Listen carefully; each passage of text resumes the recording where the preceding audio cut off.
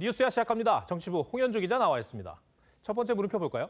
예, 첫 번째 물음표는 이재명 형이 유동규를 언급한 이유입니다.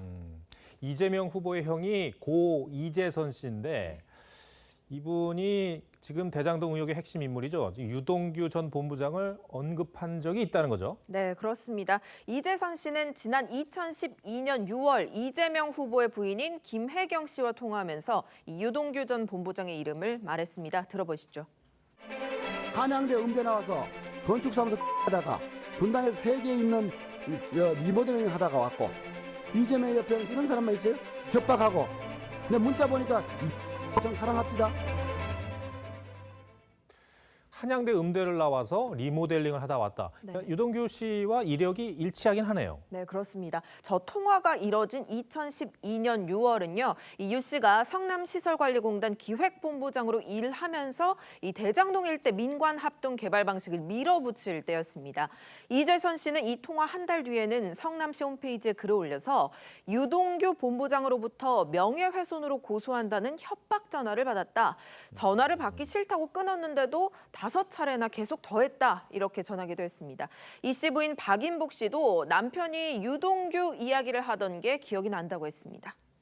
유동규가 지금 사람을 뽑는데 이놈은 뽑을 놈이고 아니고 이게 체크가 다 있을 정도로 제명이하고는 아삼육이었다는 거야. 2012년 당시 얘기를 해준 적은 있는데.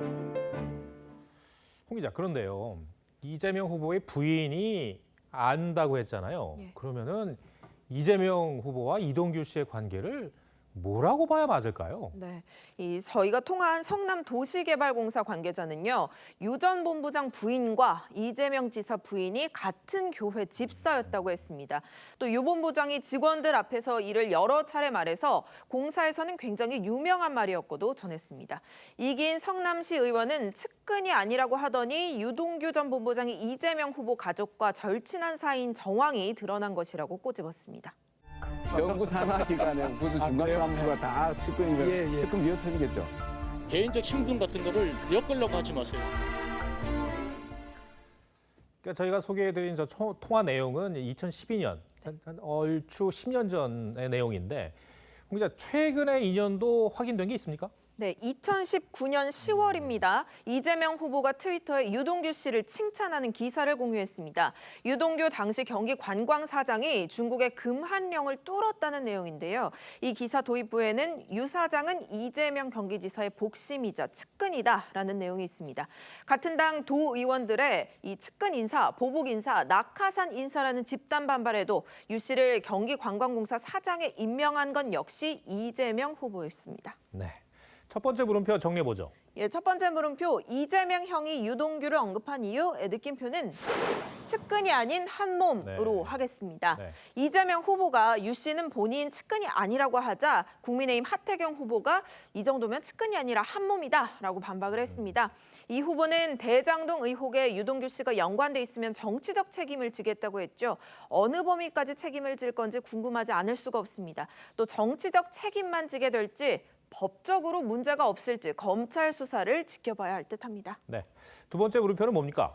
예, 두 번째 물음표는 조수진 상도수호가 역풍입니다. 국민의힘 조수진 최고위원이 옆에 있는 곽상도 의원의 제명을 반대하면서 최고위에 불참했다가 정말 거센 비판에 직면했었죠. 그렇습니다. 예. 이 조 최고위원의 돌발 행동이 곽상도 의원 거취에 대한 관심을 오히려 끌어올려서 오늘 의원직 사퇴가 불가피해진 상황을 만들었다라는 말까지 나옵니다.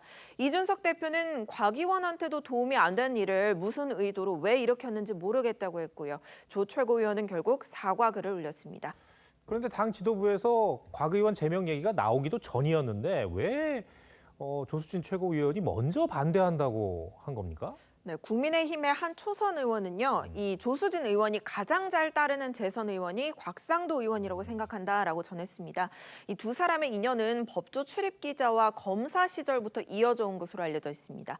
실제로 지난해 11월 대구에서 진행한 곽 의원의 1인 피켓 시위 현장에 이 조 의원이 찾아와 힘을 보태기도 했고요.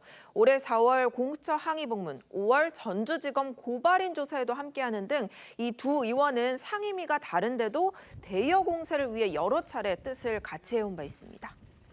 아무리 개인적 친분이 있다 하더라도 조수진 의원의 신분이 최고위원, 그러니까 당 지도부 아니겠습니까? 그럼 좀 더 신중했어야 하는 것 아닌가 그런 생각이 들기도 해요. 네, 그래서인지 국민의힘 또 다른 최고위원은요, 이 조 의원 행동을 두고 낯뜨거운 오버액션이다 이렇게 비판하기도 했습니다.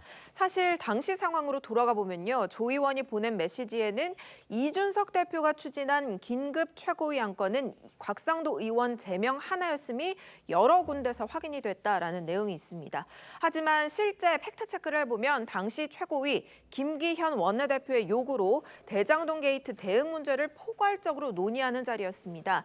이미 탈당한 곽상도 의원에 대해서는 여당의 움직임에 어떻게 대응할지를 논의했던 자리였다고 합니다. 그런데도 이 조수진 의원이 이준석 대표를 겨냥해 전두환 신군부 등의 과격한 표현을 써가면서 당이 자중질환하는 모습만 노출했다는 비판을 받고 있습니다. 네, 이 과정이 어찌됐든 간에 곽 의원의 아들이 논란이 되고 있는 화천대유에서 퇴직금 명목으로 50억을 받았다는 점, 이 점은 어느 국민도 비상식적이라고 생각하는 그런 문제인 것 같아요. 네. 예. 그렇습니다. 그렇다 보니 이 당내 대선 후보들도 일제히 곽상도 의원 처신을 문제 삼았습니다.